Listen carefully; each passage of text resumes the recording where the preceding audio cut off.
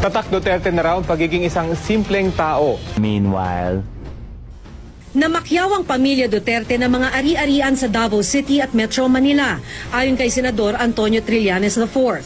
Ito ay sa kabila ng pahayag dati ni Duterte na simple lang ang buhay niya at wala siyang pera. Contrary dun sa pinapalabas nila na simple silang mga tao, simple silang pamilya, ang kanilang pamumuhay ay simple. Hindi po. Marami silang ari-arian. Mahirap yan. Hindi ka basta-basta namamakyaw ng mga property.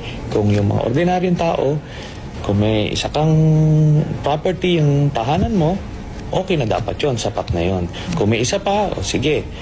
Pero yung mga 10, kailangan ipaliwanag yan. Sa listahang eksklusibong ibinigay ni Senador Antonio Trillanes IV sa GMA News, may 41 ari-arian na pagmamay-ari ng pamilya Duterte. Sa listahan nakalagay ang transfer certificate of title number ng bawat property.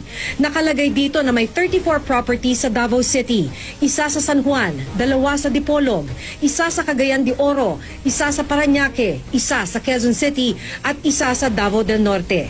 Kinuha ng GMA News ang Land Registration Authority. Sabi ng LRA, 4 sa mga property ay kanselado na ang TCT. Ibig sabihin, iba na ang may-ari.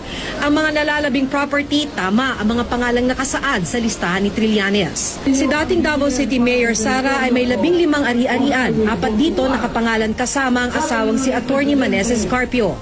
Si Vice Mayor Paulo naman may 10 ari-arian.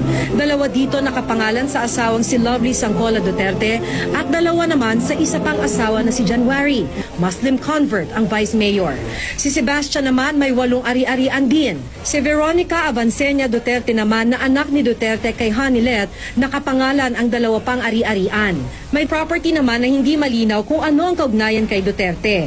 Ang property sa Dipolog nakapangalan sa mag-asawang Sebastian Descallar at Jesusima Duterte. At ang property sa Cagayan de Oro nakapangalan sa isang Gian Paulo D. Duterte.